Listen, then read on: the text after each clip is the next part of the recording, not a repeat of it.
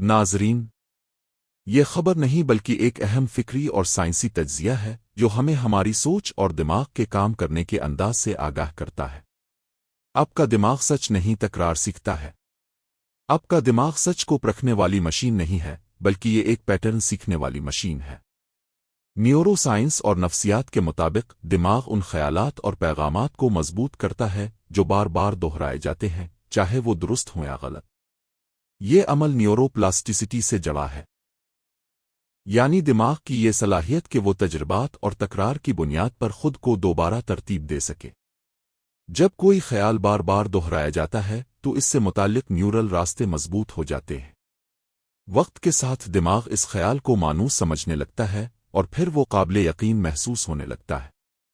یہی وجہ ہے کہ بار بار کی جانے والی خود کلامی انسان کے اعتماد، خوف، حوصلے اور حتیٰ کہ اس کی شناخت تک کو متاثر کر سکتی ہے۔